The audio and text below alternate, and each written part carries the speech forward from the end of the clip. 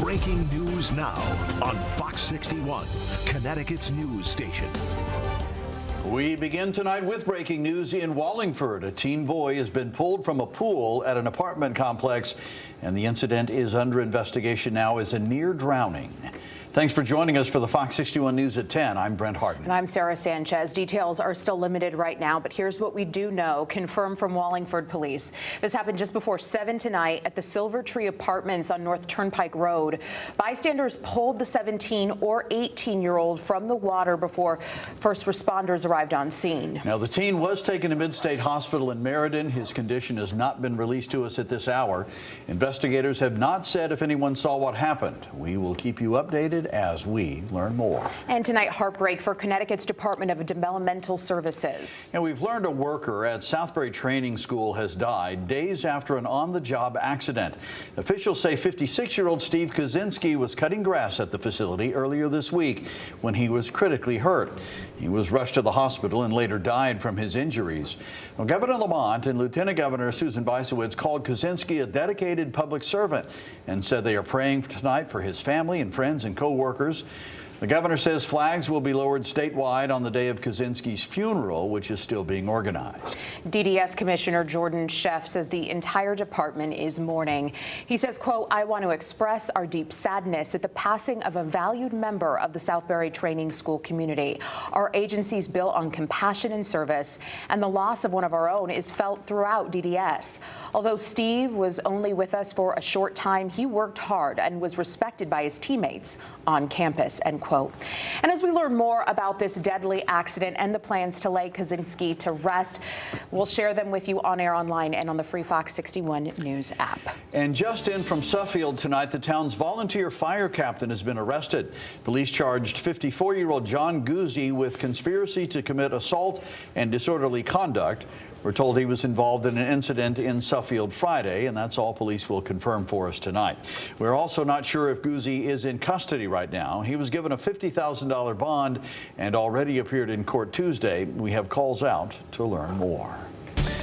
All right, time now for a first take of the weather with a fairly steamy weekend on tap. Let's check in with Chief Meteorologist Rachel Frank for a first look at the forecast. Yeah, it's a little warm out there tonight, isn't it, Rachel? Yeah, and it's going to be a beautiful stretch of weather, especially for summer lovers. It's not going to be excruciatingly hot. I also think the humidity will come down slightly as we head into the day tomorrow, although, yeah, it's going to be warm and humid right through this weekend. We do have a lingering shower out there in parts of the state. You can see a sprinkle around Glastonbury and Wethersfield, and also a couple showers here around Tallinn, Vernon, and Ellington as well. But that's about it. We're not looking at anything significant as we head through the next several hours. Overnight lows will be in the middle to upper 60s as we head towards daybreak. And again, it will be a bit less humid as we head into the day tomorrow. And it's gorgeous with lots of sunshine, but it will still be very warm with highs climbing into the middle to upper 80s as we head through the afternoon. For Saturday and Sunday, we go from warm to hot, but then we switch things up next week. We'll explain coming up. All right, Rachel, thanks. Well, cities across Connecticut have taken a new approach to tackling rundown and blighted homes in their communities, and it's designed to hit violators where it hurts the most, their wallets. Fox 61's Stefan Reels has how Waterbury plans to roll out its new plan with fines of $150 a day. You're about to see it in a second, but blight out here in Waterbury has been a very hot topic issue for the community. But pretty overwhelmingly, city leaders Monday night approved this new ordinance, and the mayor tells me we're already seeing more people start to comply.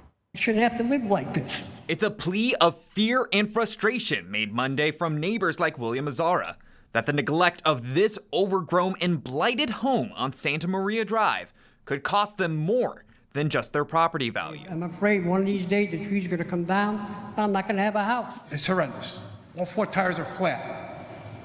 3 of the rims are sunken this far into his driveway. So whether it's a small, minor infraction or a big major problem, just keep in mind, these are people that just have shown no regard to our zoning, to our community officers that go out there, send the warning, and then when it gets to the court sometimes is just, unfortunately, I hate to say it, a waste of time sometimes. Within an hour of those cries for help, a majority of the city leaders approved a new ordinance that would charge violators $150 a day until the problem is fixed. 13 yes, 1 no. Okay, the ayes have it. Have we already seen an impact from this work? Yes, they've already seen an uptick in cooperation from people going along with it. So I really think it's going to work to help get things cleaned up. Waterbury Mayor Paul Pernaruski says the new fee will go into effect September 11th. And while the money will go towards the city's general fund, it's not about being a moneymaker. It's about fixing an issue. All it takes is one house on a street to cause a problem and make people feel like it's an issue. That we believe that when people start seeing real money add up, because it's, you're at $600, $700, $1,000 pretty quickly, that they will start cooperating. And Waterbury isn't the only community trying to tackle blight as an issue. Friday morning, we expect to hear more from New Haven Mayor Justin Elicker about their community's new legislation on blighted properties, with fines that could range between $100 and $1,000 for violators. In Waterbury, Stephen Reels, Fox 61.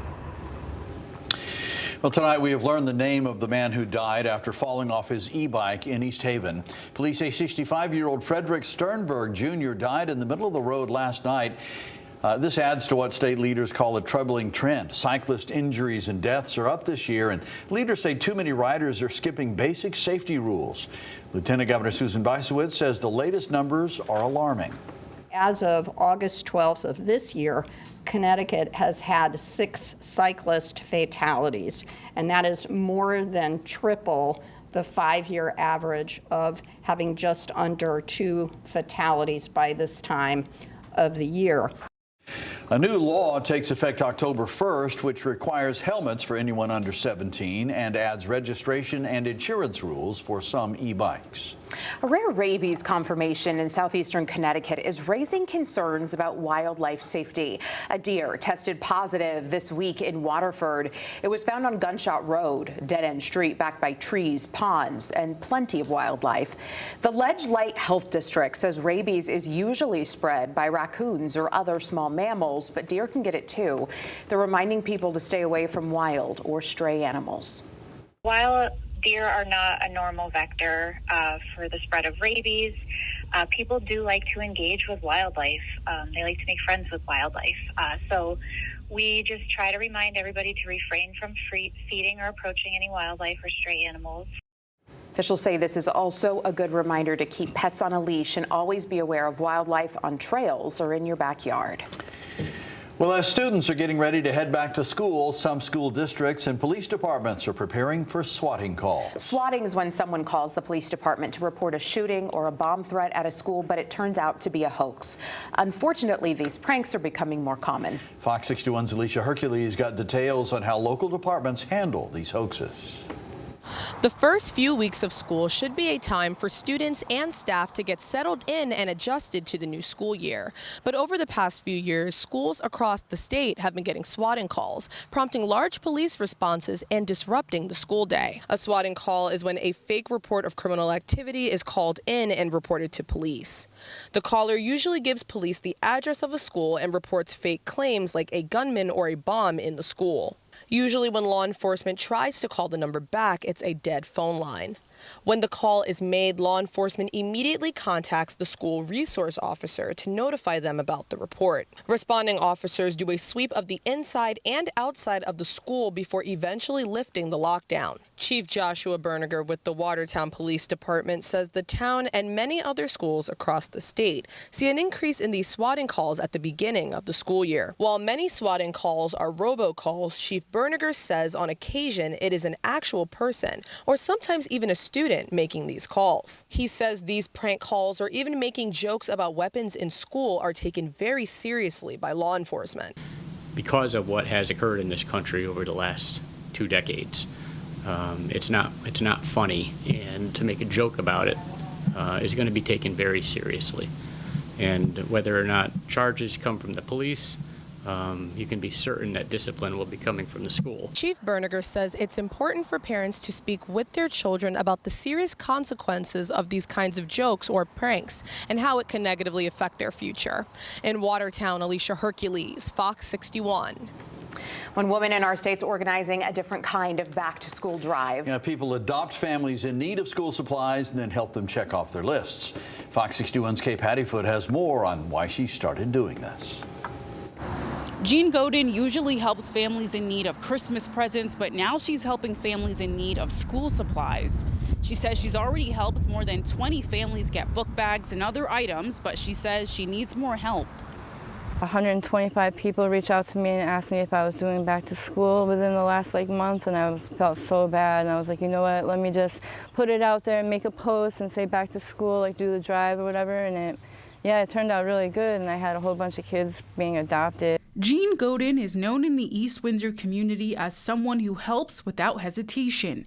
She usually gives back during Christmas time and works with families who need help putting gifts under the tree. Now she's doing it for school supplies. It's great because nobody did tell her to do it. She just saw that a lot of families were struggling. She has children of her own, so raising them and knowing the struggles, her just deciding to start helping people. It started out small where she just thought, well, let me do a group on Facebook and try to get people to help out. Godin puts a list together for what each child needs. School supplies, the sneakers, the sizes of clothes. I do an outfit, a pair of sneakers, a backpack that the child wants. 25 kids have already been adopted, and so far the items she's received for them have been a big help. Inside, I try to put a nice lady, she donated a whole bunch of Tupperware and for back to school water bottles and lunch boxes. Now schools really love water bottles. They ask you to bring them. So I have a whole bunch of these. Kimberly Marino has adopted families off of Godin's list and says any donation, even small, means a lot. And I know it's tough for everybody, but just if everybody could donate a notebook or $1, every bit helps. And I know everybody's in a tough situation, the economy is getting tougher for all of us, one way or another. But you look at there's families that have nothing. Godin says she loves seeing the kids' faces when they receive their items. It makes me feel so happy and just overwhelming with joy that the kids get to have something for Christmas or for back to school. Just gives you that warm feeling inside that you get to help. Godin says she's looking to help 10 more families. If you're interested in donating supplies, you can do so on fox61.com or the Fox 61 free news app. In Hartford, Kay Pattyfoot, Fox 61.